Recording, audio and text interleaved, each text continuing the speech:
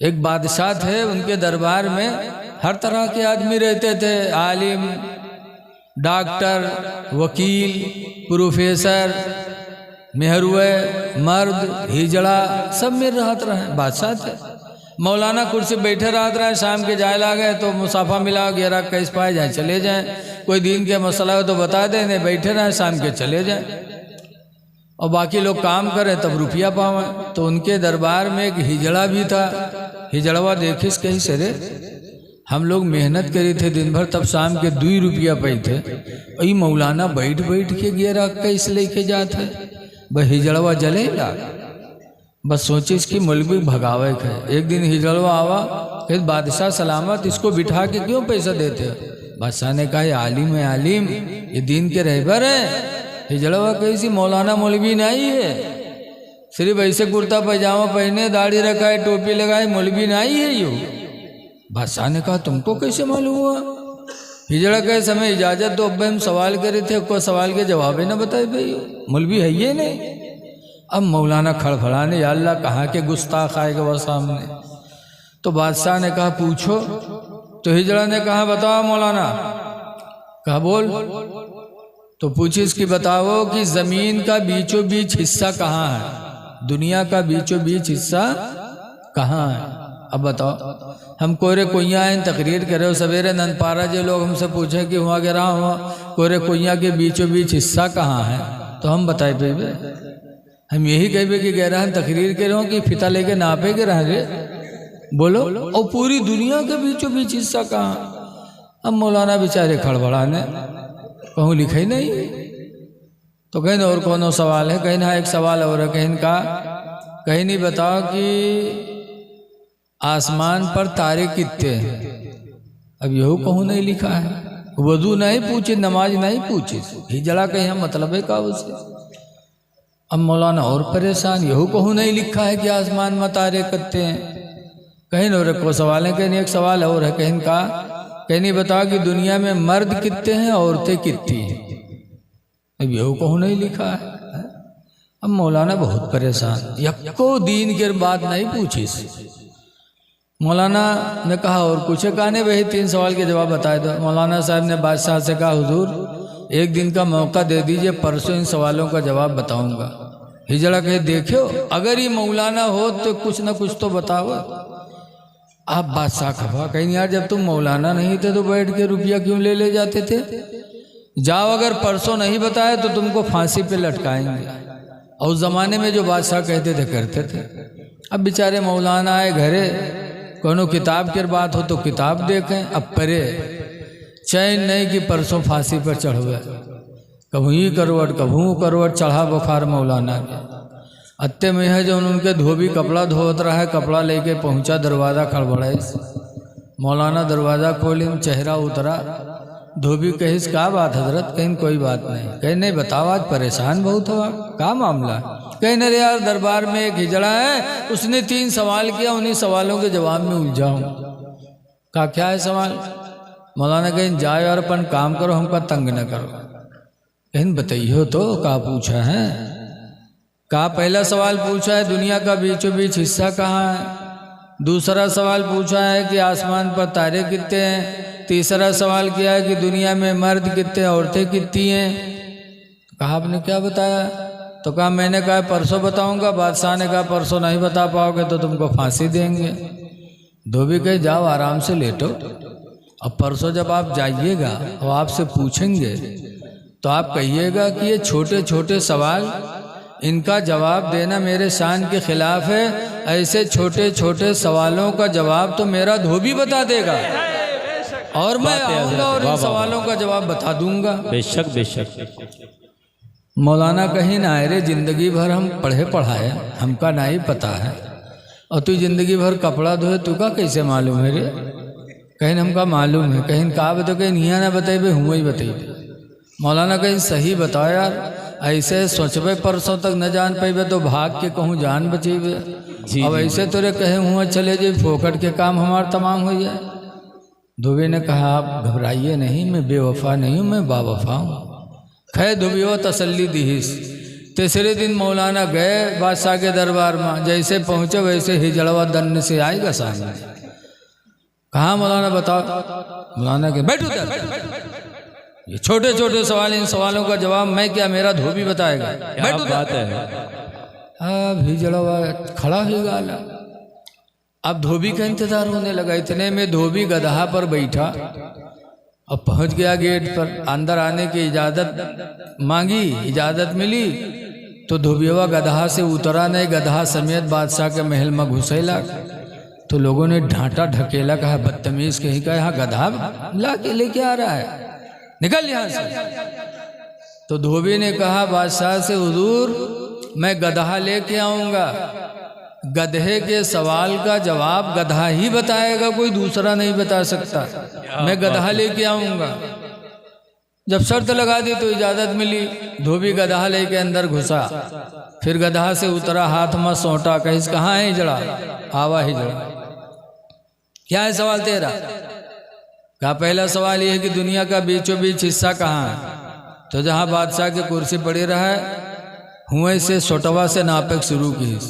इधर के कमरा नापिस, इधर के नापिस, उधर के नापिस, तो कहला के सोटावे थे ठड़ियाए थे। इसके सुन, दुनिया का बीचों बीच हिस्सा यही है जहाँ बादशाह की कुर्सी पड़ी है।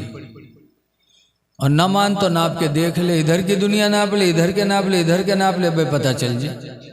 और हिजड़वा जनतो नहीं रहा। कहने नहीं सही कहा तो यह है। दुबेवा कहना शक सुबह है तो नाप के देख ले। तो दुनिया नाप पे हिजड़वा, यहाँ शाहजहांपुर नापक हो तो हालत खराब हुई जी। जी जी जी जी। और पूरी दुनिया। धुबिया कहने ने अगर शक सुबह है तो नाप के देख ले। कहने ने सही कहा था। तो कुछ दूसरा सवाल क्या है? तो कहीं आसमान में तारे कितने हैं? तो धोबीवा अपन गधा के पूंछ पकड़े। कहे हिजड़ा सुन, गधे की पूंछ को छोड़ करके इसके बदन में जितने बाल हैं उतने ही आसमान में तारे हैं। और न मान तो गिन के देख ले। तब गधा बाल कहाँ गिन सकत रहे वो? और जनता नहीं रहे साहब। हाँ, सिर्फ मौलवी का भगाव चक्कर में सब सोचे बैठ रहे। कहने ने सही कहा था। दुबिया कहने ने न मान तो गिन के देख ले। भैंसक बाल गिनने पे, गधा बाल को गिन पे। कहने ने सही कहा था। पूछा तीसरा सवाल क्या है? कहा दुनिया में मर्द कितने, औरतें कितनी हैं? दुबिया हाथ में सोटा लिहे रहा है। माँ की बंद की तो गिनती गिने शुरू की। 1 2 3 4 5 6 7 8 9 10 11 12 13 14 15 16 17 तक। फिर छोड़ दी, गिने लाख शुरू से। फिर 1 2 3 4 5 6 7 8 थोड़ी दूर गिने, फिर छोड़े। फिर 1 2 3 4 5 6 7 8 9 10 11 12 2-3 दफा गिनती गिनी छोड़े, गिनती गिनी छोड़े। हिजड़वा का पकड़े सो वही सोटा से पीटे शुरू की है।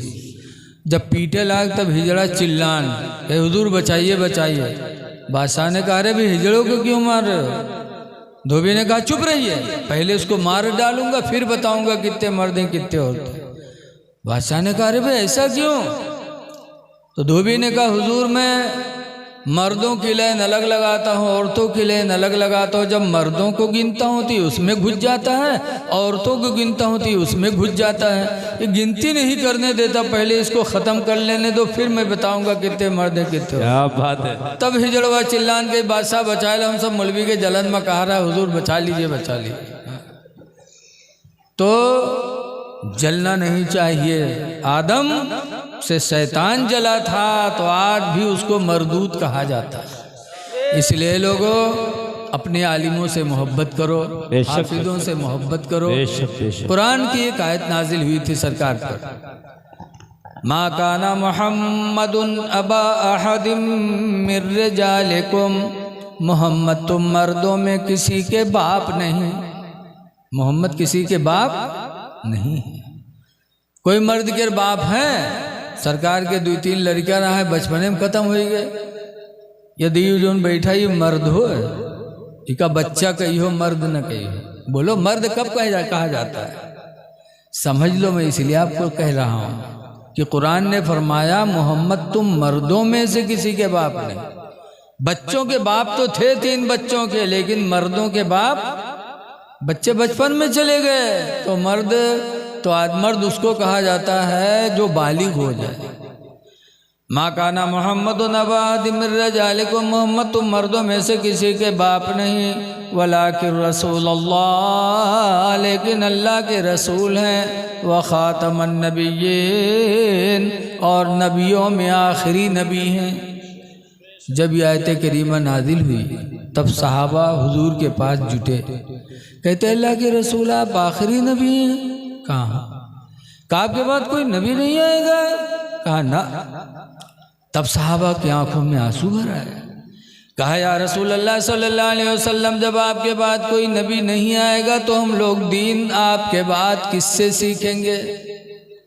तो हुजूर ने फरमाया था कि मेरे बाद कोई नबी नहीं आएगा, मेरे बाद मेरी उम्मत के उलमा से तुमको दीन की दौलत मिलती रहेगी। बेशक बेशक, सुभान अल्लाह, सुभान मेरे बाद कोई नबी नहीं होगा, लेकिन मेरे बाद मेरी उम्मत में उलमा होंगे जो तुमको दीन का पैगाम सुनाते। हक है, बेशक बेशक। इसलिए कोरे कोइया के लोगों, खुश नसीब हो कि आपने अपने वतन में इदारा बनाया, और माशाअल्लाह वो दिन भी अल्लाह ने आज दिखाया कि आपके सामने बच्चे कामयाब होकर निकल रहे हैं।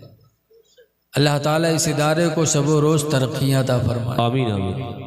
मैं आप हज़रात से गुजारिश करता हूँ कि मुसलमान बन के जी लो। आज लोग मौलवी मौलाना के हासिद हैं। अभी 11 फरवरी को गया था बरेली शरीफ, इज़्ज़त नगर में जलसा था, तो मंदिर इस्लाम बरेली शरीफ के प्रिंसिपल हज़रत अल्लामा आकिल रदा साहब बयान कर रहे थे कि हे लोगों, इन हाफिज़ों के लिए, आलिमों के लिए मछलियाँ पानी में दुआ करती हैं, चींटियाँ सुराखों में दुआ करती हैं, और ये वो कौम है जो बेगुनाह है। बोलो कहाँ है? बेगुनाह है। जब बेगुनाह कौम इन लोगों के लिए दुआएं मांगती है तो अल्लाह ताला इनकी रोजी में बरकत फरमाता है। ये पहिया 8-10 हज़ार, लेकिन कपड़वा आपसे बड़ी है पहिने। बेशक बेशक, हक है हज़रत। अच्छा ही बताओ, कोनो मौलवी मौलाना कोनो सेठ थी गवाह की दुआ कह दो कि हमारी रोजी रोटी बढ़िया हो जाए, और देखा जाता है सेठ 5 लाख रुपया महीना आवत है, तब वही इमाम साहब थी आवत है, हजरत जरा दुआ कर दीजिए कारोबार सही हो जाए। तो जी जी, इनके लिए चींटियाँ सुराखों में दुआ करती हैं, मछलियाँ पानी में दुआ करती हैं, तो इनके कपड़ा देख के, चमक दमक देख के जलो ना। लेकिन आज मुसलमान इतना हट चुका है राह हक से कि जहाँ मौलवी मौलाना बढ़िया गाड़ी देखी बकही लागत है कोनो मदरसक रसीद के हाथे आएगे का, बहुत चमकत है इसे। अगर फटा पुराना पहन ले तो कहें मौलवी मौलाना बनाए, का फायदा, देखो कपड़ों नहीं जुगाता। जी हज़रत, यही हाल है। ऐसा न सोचो, जलो ना, ये तुम्हारे रहबर है। बेशक बेशक, हक है, बेशक। बगदाद के बादशाह हारून रशीद बादशाह थे, उनके 2 लड़के अमीन मामून बगदाद के मदरसे में पढ़ते थे, इमाम मोहम्मद पढ़ाते थे। एक दिन हारून रशीद बादशाह घोड़े पर सवार हुए, सोचा कि लाओ जाए देखे बच्चे पढ़ते हैं कि खेलते हैं। वहाँ गए तो देखा क्या कि इमाम मोहम्मद वज़ू कर रहे थे और अपना पैर धुल रहे थे, और बगदाद के बादशाह हारून रशीद का लड़का अमीन लोटा से पानी डाल रहा था। कोरे कुइया का आदमी हो तो कहा मौलाना अतनी अपाहिज होगी, लोटा से पानी नहीं डाल पाओ तो इसे डरवाओ तो। जी जी जी, बोलो भाई, लोग कह देते जी हज़रत, यही हाल है। लेकिन हारून रशीद जहाँ बादशाह थे वहीं हाफिज कुरान भी थे, आलिम दीन भी थे, और बादशाह वक्त थे। जब उन्होंने देखा कि मेरा बेटा पानी डाल रहा है, खासी इमाम मोहम्मद अपने पैर को धुल रहे, तो हारून बादशाह घोड़े से उतरे, जिस कोड़े से घोड़े को मारते थे उसी कोड़े से अपने बेटे अमीन को मारने लगे। इमाम मोहम्मद समझे कि मेरे पैर पे पानी डाल रहा है इसीलिए शायद मार रहा। कहा बादशाह मत मारो, क्या मैं उस्ताद हूँ? मेरा हक नहीं है कि मेरी खिदमत करे, आप मार रहे हो।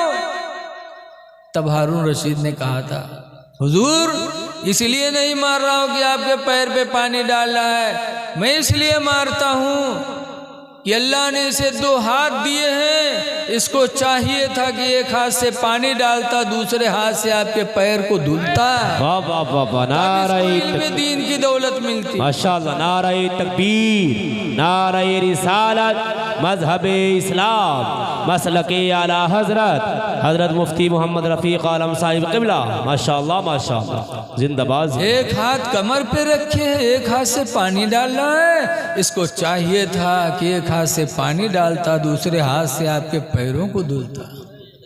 ये जज्बा था बगदाद के बादशाह हारून रशीद को, तो इतने बड़े आलिम बने दोनों बच्चे कि आज भी तारीख़ इस्लाम में उनके नाम मौजूद हैं। माशाअल्लाह, सुभान अल्लाह, सुभान अल्लाह। इसलिए मदारिस के मुदर्रिसीन को गिरी निगाह से न देखो, इनको इज्जत की निगाहों से देखो। बेशक बेशक, हसद न करो, बेशक बेशक, हसद करना शैतान की खसलत है। जी।